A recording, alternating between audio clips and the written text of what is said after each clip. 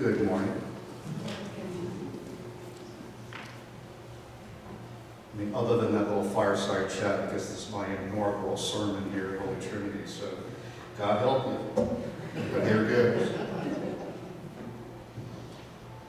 I was at a friend's ordination yesterday in Baltimore. It was a little aside before I actually get into this thing. And they had I went to a bakery because I was there early, so I wanted a cup of coffee. And they had a sign that quoted almost verbatim today's passage from St. Paul: love is patient, love is kind, love is forgiving, that kind of thing. And at the end it said, love is a dog. And if you have a puppy, you know that's exactly true, because that's an exact description of what puppies are like. But as I said in the introduction, today's scripture reading are about how to and the consequences of delivering disturbing, provocative news.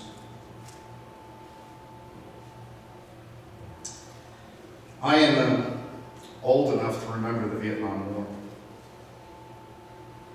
In April of 1969, some of you recall, U.S. troops levels were at the highest they had been. They reached their peak. Almost 500,000 American men and women had been deployed to the battlefield.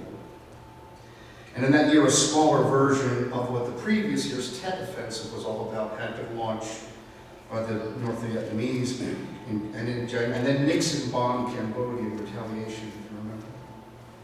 By then, over 30,000 Americans had been killed or wounded in that war. And we had all become accustomed to watching those nightly news broadcasts of the battles and the subsequent pictures of the body bags and coffins coming off the C-130s at Dover Air Force Base every night. There was a graphic on TV showing how many had been killed that day. Do you remember? Well, on that day in April, my dad, who was a rock of a man, a World War II vet, and a tough Philadelphia cop, was having coffee in the kitchen reading the Philadelphia Inquirer. It was a Saturday. I was sitting at the table too because I was home from the seminary for Easter break. My brother Joey was in the Army deployed to Alaska. My sister was out playing somewhere. Mom was packing her lunch before heading to Sears and Roebuck's because she had to do that. That's the only way we could make ends meet on a cop's salary. And my younger brother Bobby shows up at the front door and walks into the kitchen. He gave Dad a kiss, as we all did. We kissed our father till the day he died. Gave Mom a kiss. He sat down, poured himself a cup of coffee, pulls up a chair, never says a word. Dad eventually says, well, what's up? For a long, pregnant pause, Bobby says, I joined the Marines today. You could have cut the silence in that room with a buzzsaw. Eventually, Dad started to do this kind of like nervous, jittery nodding of his head in the affirmative, and kind of choked up and said, well, I'm proud of you, Bob. But he had this strange look on his face, this kind of weird forced smile. Mom, by contrast, shrieked, ran out of the kitchen in tears. I didn't know what to do. I shook his hand and I told him I was proud. You could tell from my father's face, though, that he was a jumble of emotions. His initial instinct was to break out in his patriotic pride, but soon the reality set in of what his son was saying. He turned to worry as he considered the implications of what Bobby had said. And Mom, on the other hand, was crystal clear. She went into an immediate panic about the real possibility of losing her son in that war. But even her, somewhere down deep, was kind of proud of her kid that he had stepped up. I mean, after all, he was taking after his brother, and taking after his father, and taking after his grandfather, and all of our uncles, all of whom in their time had stepped up to serve. Provocative news is like that, isn't it? Kind of first hits you like a punch. You get this immediate reaction that often is highly uncomfortable. But then it triggers this roller coaster ride of other emotions and as the implications like set in. After a few minutes, Dad asked Bobby about the details. Bobby, after all, was a senior in high school. He wasn't going to graduate from Cardinal Doherty until that June. When he's supposed to go to report for duty, Dad said. Early summer, Dad, July. What did you enlist as? A rifleman. I just want to be in the infantry. And you could see Dad processing all of that, about the dangers he'd soon be in. I mean, this, after all, was a shooting war. Lots of guys were dying, especially foot soldiers in the rice paddies, and especially the Marines, because that's where they were. Everybody in that neighborhood of mine knew somebody who had been killed or wounded in that war. I don't know about you guys, but that's what happened in Philly, at least. Dad's face was totally ashen. Eventually he stood up, went to the fridge, got out 3 beers, although it was only 11 o'clock in the morning, opened up the beers, handed one to Bobby, handed one to me, took one for himself, raised the bottles, offered up a toast. He said, "You know, I'm Army, but what the hell, Semper Fi, son." And clicked the beer bottles. And slowly drank our beers. Bobby stood up, gave me a hug, kissed Dad again, went out and found Mom, kissed her too, and left. And it got very quiet in the kitchen. About 50 minutes later, Dad looks at me and says, "Wait a minute, didn't he just buy a brand new Mustang? Who the hell's going to pay for that?" And he looks at me. I said, "What are you going to need for? I'm a seminarian, I don't have any money." He says, "You'll figure it out." Which I did. I got a job, and I got to tell you, I was the coolest seminarian in Philadelphia for that whole summer. It was a beautiful car. Oh my God, it was a beautiful car. But that was typical Bobby, you know. I mean, he was a great guy, not the brightest light on the porch most of the time, but he was gutsy. He didn't worry about pesky little details like who's going to pay for the car that I just signed on the bottom. But when he got determined, he went headlong into it. Anyway, he served for 4 years and came home, thank God, safely. Really screwed up. Never recovered from that, like a lot of those guys did. That's another story. So as I look back on that day, although it wasn't evident at the time, it now seems clear to me that love, as St. Paul just described it, was swirling around that room. A kid's love for his dad and for his country. A dad's love for his country and for his son. And likewise for mom. Quite honestly, love between the brothers. And as St. Paul's epistle this morning says, that day love had to be patient and kind. That day love didn't seek its own interest, but was all given. It had to bear all things, believe all things, hope for things, and God help us be prepared to endure all things. That day, we all prayed that love would never fail.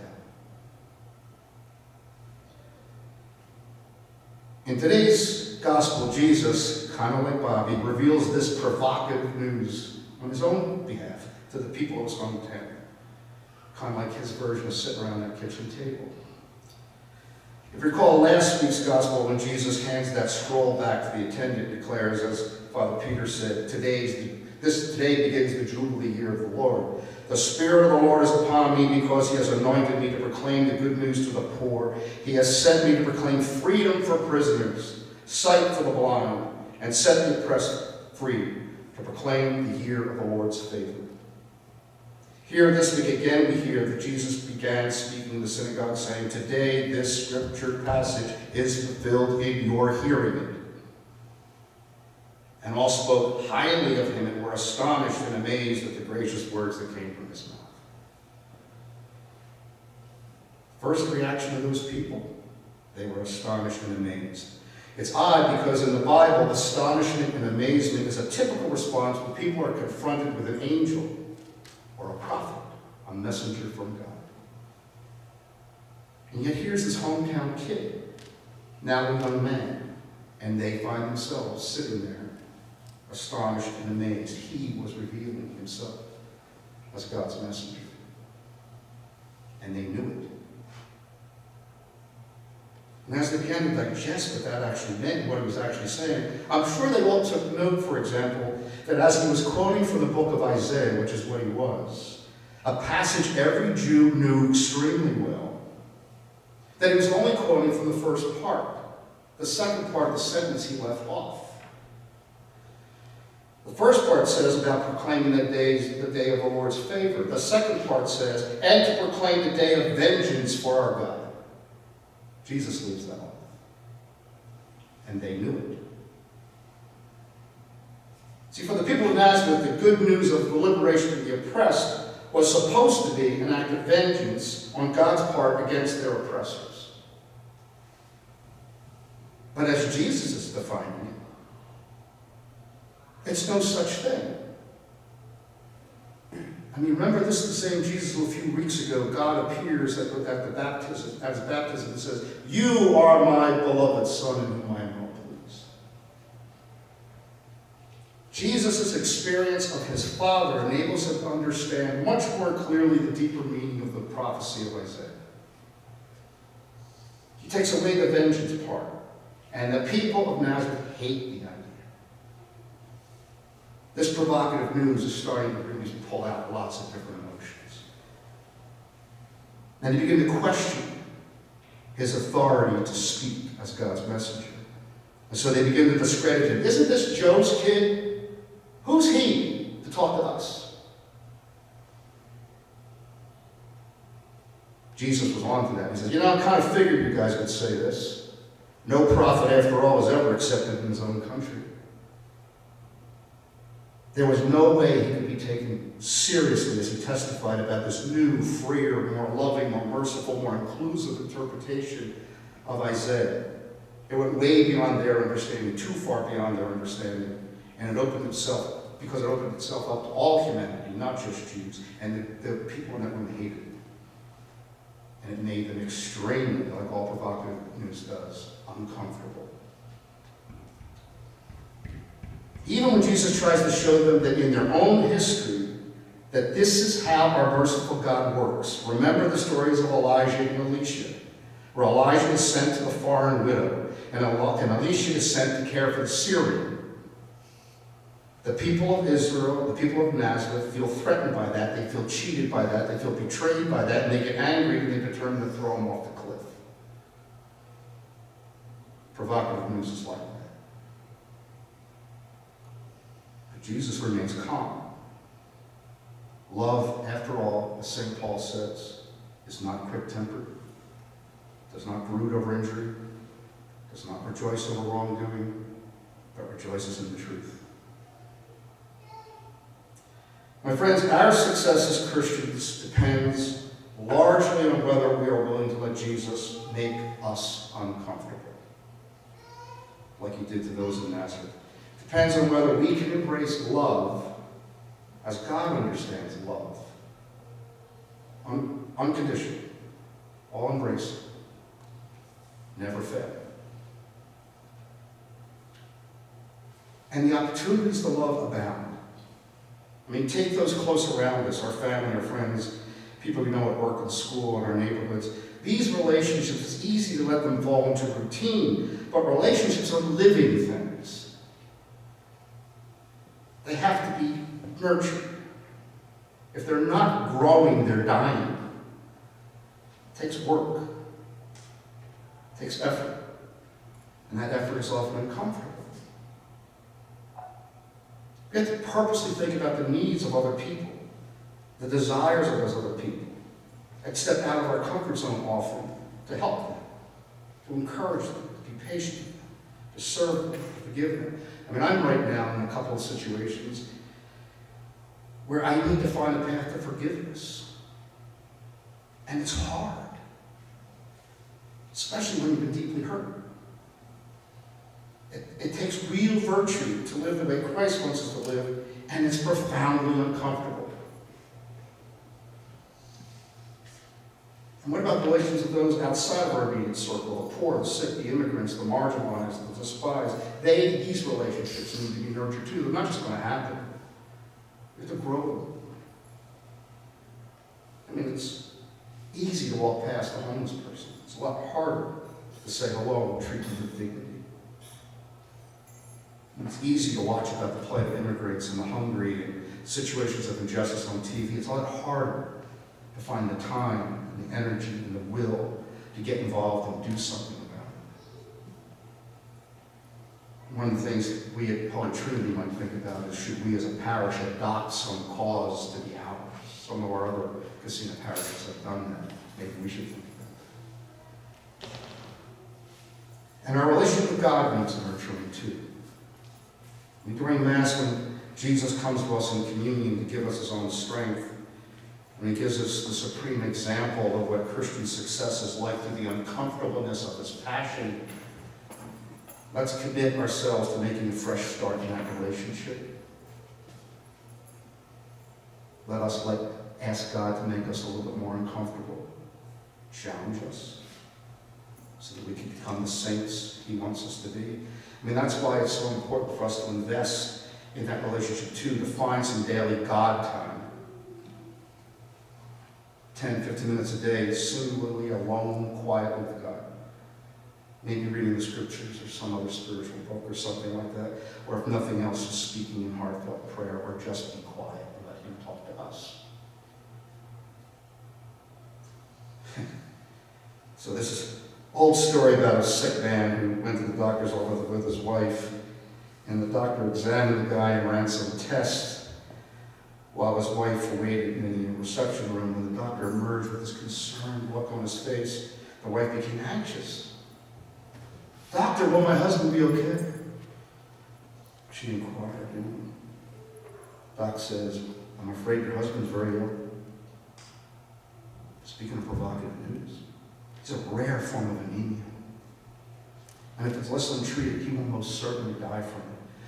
However, there's a cure. Wife says, "A cure?" "Yes, actually.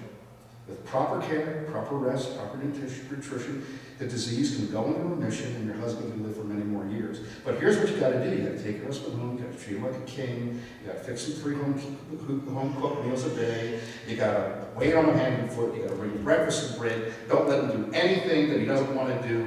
You got to just let him relax. And one more thing, because his immune system is weak, you got to keep the house absolutely spotless. Any questions?" The wife says, "Nope." Doc says, "Do you want me to break the news to your husband, or do you want to?" She says, "I'll take care of it." So she walks to the examination room. The husband is sensing something's wrong. And he says, "It's bad news, isn't it? Just give it to me straight." She says, with a tearful eye, "I'm afraid you're going to die." We're sometimes like that, huh? We say we believe in Christ's love, but we don't really want all the sacrifice that goes along with it. Today's gospel, however, reminds us that that's exactly what we have to do if we want to be disciples of Christ. So, my friends, as like we continue with this Mass today, let's thank God for reminding us of how much we matter to him and him to us, and invite him to make us uncomfortable and to give us the grace to deal with it. May God bless you all.